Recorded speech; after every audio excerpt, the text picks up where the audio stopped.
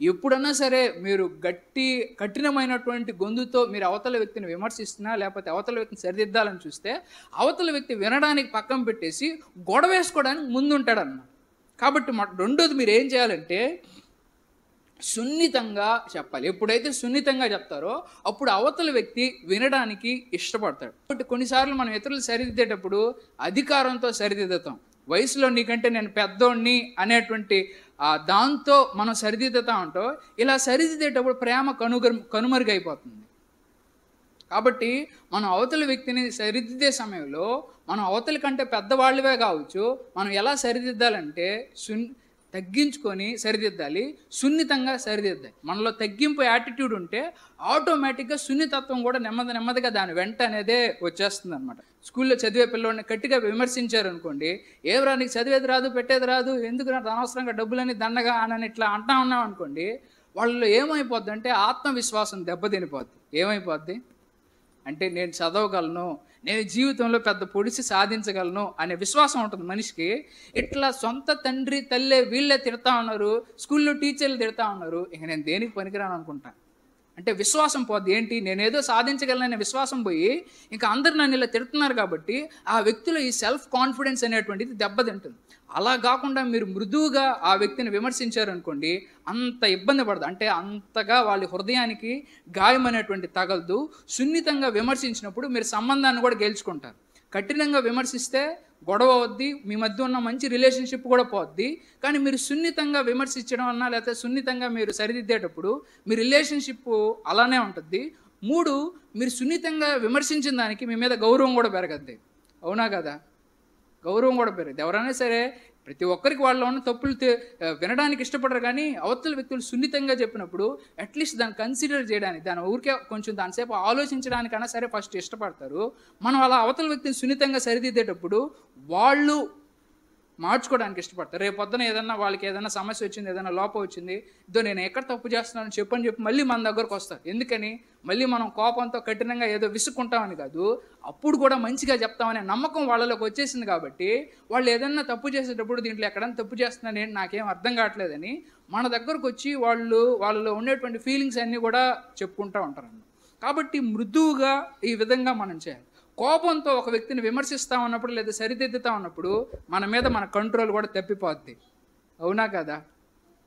కొన్నిసార్లు కొంతమంది కంట్రోల్ తప్పిపోద్ది అనమాట. ఆ సమయంలో మాటలు కాస్త ఎక్కువైపోతాయి, కోటలు దాటేస్తే చాలా ఎక్కువైపోద్ది. కాబట్టి ఒకవేళ మనం కూల్గా సున్నితంగా ఉన్నప్పుడు మన ఎమోషన్స్ మన కంట్రోల్లోనే ఉంటాయి, మన నోరు మన కంట్రోల్లోనే ఉంటుంది. అవతల వ్యక్తి కూడా రెచ్చిపోడు. మనం రెచ్చగొడితేనే అవతల వ్యక్తి రెచ్చిపోతాడు, కానీ మనమే రెచ్చగొట్టట్లేదు కదా, కాబట్టి అవతల వ్యక్తి కూడా రెచ్చిపోడు. ఇప్పుడు అవతల వ్యక్తి చదువుకునే సమయంలో ఫోన్ పట్టుకొని ఉన్నాడు. ఇప్పుడు మీరు ఎట్లా సున్నితంగా చెప్తారు? ఫోన్ పట్టుకో అన్నట్టు చూస్తున్నాడు, రేపు పొద్దున లేకపోతే ఎల్లుండో ఎగ్జామ్ ఉంది, కాసేపు ఫోన్ పక్కన పెట్టానా, మార్కులు బాగా వస్తాయా, రేపు తర్వాత కావాలని చూసుకుందిలే అని అన్నాం అనుకోండి, మన వాయిస్లో టోన్ ఎట్లా ఉంది, నాన్న అనే పదం అన్నా సరే ఇవన్నీ ఎట్లా ఉంటాయంటే స్మూత్గా వాళ్ళని అటాక్ చేసినట్టుగా ఉంటాయి. అవతల వ్యక్తి వినడానికి కూడా ఇష్టపడతాడు. సరేలే అమ్మ అంత మంచిగా చెప్పి అని ఆలోచిస్తాడు అనమాట. ఉదాహరణకి మనం గ్రూప్లో ఏదన్నా మాట్లాడుతూ ఉన్నాం అనుకోండి, అవతల వ్యక్తి మధ్యలో మిగిలిన వాళ్ళని మాట్లాడనీయకుండా మధ్యలో మాట్లాడుతూ ఉన్నాడు. ఎందుకురా మధ్యలో లోడ అని వాతకోసే గమ్ముగా ఉండు అని చెప్పి మనం సరిదిద్దాం. అంటే మనం సరిదిద్దింది అయితే కరెక్టే. ఏంటి, మధ్యలో లోడ వాగుతున్నాడు, లోడ వాగరా అని చెప్పి సరిదిద్దుతా ఉన్నాం. ఒకవేళ మంచి పద్ధతిలో సరిదిద్దాలంటే ఏం చేయాలి? మొదటి పాయింట్ ఏం రాసుకున్నాం? ముందు అవతల వ్యక్తిలో ఉండే మంచిని మీరు గుర్తించాలి.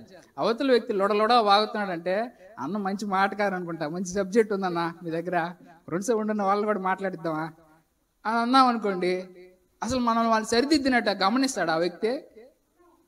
లోడ ఎందుకు వాగుతా ఉంటావా అని అనేకంటే కూడా ఈ విధంగా వాళ్ళలో అన్న మంచి మాటకారు అనుకుంటా, ఇటువంటి కొన్ని మాటలు ఏం చేస్తాయంటే సెన్సిటివ్గా వాళ్ళని డీల్ చేసే విధంగా, సిచ్యువేషన్ని డీల్ చేసే విధంగా చేస్తూ ఉంటారు. ఉదాహరణకి వాట్సాప్ గ్రూపుల్లో కొంతమంది వార్తలు పెడతా ఉన్నారు, అయితే కొన్ని తప్పుడు వార్తలు కూడా ఉన్నాయి. ఆ తప్పుడు వార్తలు కూడా ఉన్నప్పుడు ఆ వ్యక్తికి ఎట్లా మనం సరి చెప్పాలి? అన్న మీరు పెట్టే అన్నింటిలో కొన్ని నిజాలు లేవు, కొన్ని అబద్ధాలు కూడా ఉన్నాయి. ఈ అబద్ధాలు నమ్మి కొన్ని జనాలందరూ కూడా ఆ చిట్కాలు ఫాలో అయితే వాళ్ళ ఆరోగ్యం దెబ్బతింటుంది, అది దెబ్బతింటుంది, ఇది దెబ్బతింటుంది, అది విషయం, అది సరే విషయం. కాబట్టి మనం ఎట్లా చెప్పాలి? ముందు మనం వాళ్ళలో ఉన్న మంచిని గుర్తించాలి. ఏంటి ఉన్న మంచి అప్ టు డేట్ ఉంటాడా, ఏ వార్త ఇచ్చినా అన్నం దాటి రావాల్సిందేనయా. అయితే కొన్ని వాటిలో చెడ్డవి కూడా ఉంటాయి, అవి కూడా చూసుకోవాలి మీరు అని అన్నాం అనుకోండి, అసలు మన సరిదిద్దుని కూడా అవతల వ్యక్తి గమనించడు. అంటే మనం ఏదో క్యాజువల్ టాక్లో అవి చెప్తున్నట్టు ఉంటుంది, కానీ మనం ఏదో పని కట్టుకొని వాటిని చెప్తున్నట్టుగా వాళ్ళకి అనిపించదనే విషయాన్ని జ్ఞాపకం చేసుకోవాలి. ఇట్లా ఆలస్యంగా వచ్చినప్పుడన్నా సరే, లేటుగా పని ముగిస్తా ఉన్నాడు అనుకోండి, రేపు పొద్దున తొందరగా వచ్చేయండి అన్నా, మీరు కూడా తొందరగా వెళ్ళిపోతారా అని పనికి వచ్చే వాళ్ళకి ఇట్లా చెప్పడం అన్నా సరే, ఏమయ్యా ఎప్పుడే పనికి వచ్చేదా, పనికి వచ్చి మళ్ళీ సాయంత్రం డబ్బులు ఏమో తీసుకుంటారు బాగా అని ఈ విధంగా కఠినంగా విమర్శించేటప్పుడు చేసే పని నాణ్యం చేస్తారంటారా? క్రీస్తుని మనం రిప్రజెంట్ చేయగలం అంటారా? కఠినంగా విమర్శిస్తూ, కఠినంగా సరిదిద్దుతూ యేసు ప్రభుని మనం చూపించలేం జనాలకి, క్రీస్తు ప్రేమను మనం చూపించలేం. చూడండి, గలతీ 6వ అధ్యాయం 1వ వచనంలో ఈ విధంగా ఉంటుంది. సహోదరులారా, సహోదరులారా, ఎవరైనా పాపంలో చిక్కుకొని ఉంటే ఆత్మ వల్ల జీవిస్తున్న మీరు వారిని మృదువుగా, ఎట్లా అంట, మృదువుగా సరి అయిన మార్గంలోనికి మరలా తీసుకురండి.